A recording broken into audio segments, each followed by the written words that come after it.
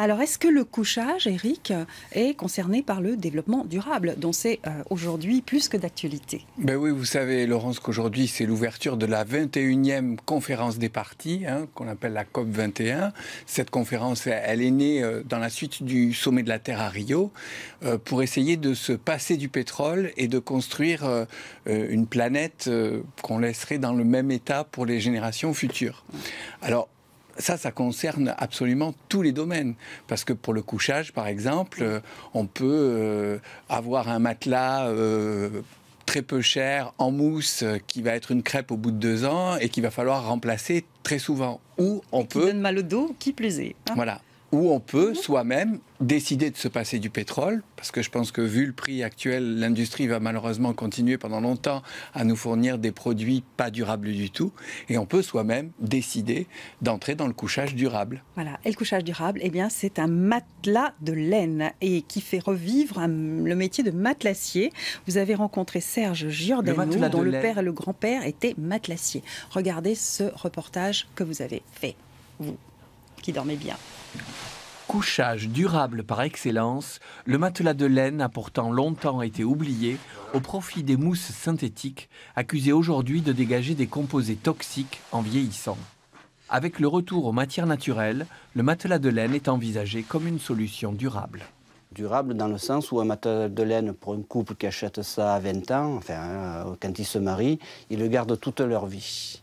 Chaque 6 à 8 ans, il faut le recarder la laine, sortir la laine de la toile, la recarder et refaire le matelas. Voilà, c'est de l'entretien. Et surtout aussi, c'est que ça fait vivre des éleveurs locaux. La laine de mouton vient de France. Alors, c'est tout un circuit vraiment qui s'inscrit dans le circuit court.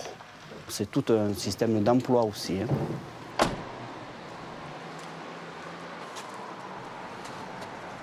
C'est l'arrière-grand-mère qui a commencé, vers les années 1900. Puis ça a été son fils, et mon père et moi-même. Je fais du matelas neuf et du sommier neuf assez souvent, quoi. Je veux dire, c'est une chose qui ne m'était jamais arrivée. Je ne faisais que de la réfection avant. Là, aujourd'hui, oui, on peut dire qu'une fenêtre s'est ouverte. Alors le cardage, en particulier avec cette machine, le principe c'est de démêler la laine pour lui redonner, dans ce cas-là, puisque c'est la réfection d'un matelas, pour lui redonner son gonflant. Le cloutage en dessous c'est un peigne et le cloutage ici c'est un autre peigne. Donc ces deux peignes, les clous se croisent, étirent la laine dans un sens comme dans l'autre. Et à la sortie, on le voit, il y avait un tout petit tas de ce côté. Là, maintenant, c'est devenu un grand tas, quoi, je dirais.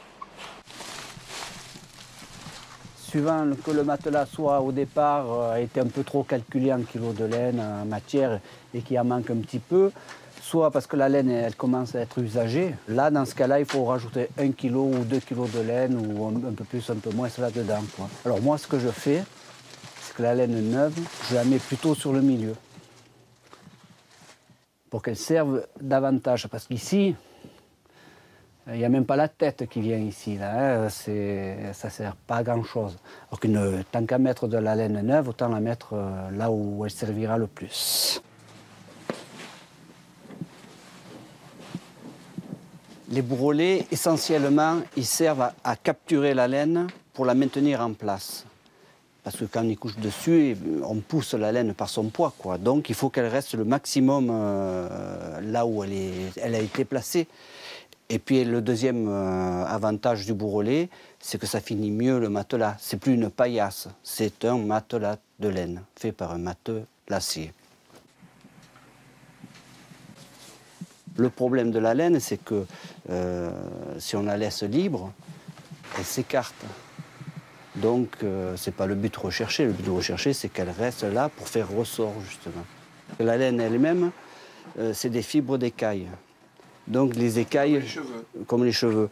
Et donc, les écailles se bloquent entre elles, quoi. Donc, en prenant la laine ici, petit à petit, ça la maintient un peu plus loin, quoi. Depuis vraiment 2 ans, on sent un très net retour sur le matelas de laine. Ça permet d'entrevoir que justement, où mon fils ou un apprenti quelconque pourrait reprendre cette affaire en ayant, disons, un CAP de tapissier. Et justement, information, c'est que le petit-fils va reprendre, hein, je crois, continuer perpétuellement. Voilà, le fils de Serge est en formation, parce que ça, c'est un sujet que j'ai fait il y a 2 ans.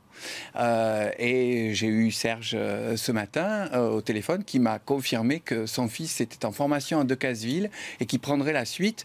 Il a fait un bon chiffre d'affaires l'année dernière. Il m'a dit, ça y est, vraiment, ça se confirme. Il y a des tas de gens qui se sont dit, bah oui, plutôt que de changer de matelas sans arrêt, finalement, c'est un investissement de départ, mais à long terme, ça coûte moins cher et c'est beaucoup plus durable. Et puis les matières ne sont que des matières naturelles. Et française, en plus. Oui, il y a même des espèces de moutons dont la laine va spécifiquement pour les matelas. Parce que, par exemple, nous, on a du mérinos d'Arles en Provence. C'est de la laine très fine qui avait été conçue pour les gilets des armées napoléoniennes pour la campagne de Russie. C'est comme un cheveu, hein, il l'a expliqué. Ça s'écrase beaucoup plus facilement. Et là, il vaut mieux avoir un poil qui fait un peu ressort, de manière à ce que on ne soit pas obligé de refaire le matelas et faire le travail de cardage trop souvent. Alors, en plus, c'est naturel. Hein. La laine, c'est naturel. Et donc, pas de composés volatiles organiques qui nous pourrissent la vie. C'est ça, parce que toutes les matières synthétiques, on en a beaucoup autour de nous, dans les maisons. Ça dégage des composés organiques volatiles.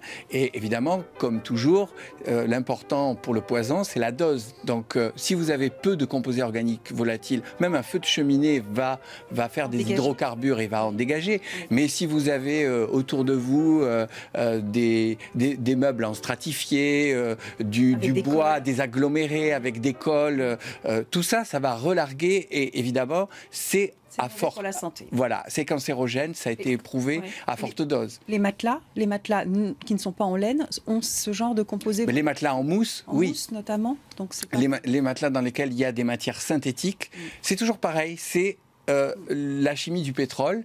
Le pétrole, c'est une matière extraordinaire, mais malheureusement, quand on fabrique des produits qui ne sont pas biodégradables, pas dans la nature, quand ils se dégradent, en fait, ils dégagent des produits toxiques qui sont polluants. D'accord, vous allez vous faire beaucoup d'ennemis parmi les marchands de literie, mais ça, c'est votre problème. On termine... Le problème, c'est la transition de cette économie, de se passer du pétrole. On va le voir avec la COP21. C'est pas simple. C'est d'autant moins simple qu'en ce moment, avec les gaz de schiste, le prix du pétrole est tombé très bas. S'il était très cher, tout le monde se mettrait à trouver de nouvelles solutions et à préparer la vie qu'on aura, si la planète tient jusque-là, dans 70 ans. On termine sur le matelas. Il y a le plus cher du monde qui est complètement naturel, qui coûte 10 000 €. Ça c'est un prix de base. La Rolls-Royce du lit, effectivement, la Rolls-Royce du lit, c'est un lit suédois qui est entièrement fait à la main avec que des matières naturelles et il y a un surmatelas en crin de cheval. Voilà, ça existe. C'est suédois, ça doit s'acheter sur Internet, voilà. Non, il y a un seul magasin dans la région PACA. Ah, bon. Très bien. Donc, si vous êtes riche, c'est une possibilité. C'était une information PACA Matin. Merci beaucoup, Éric.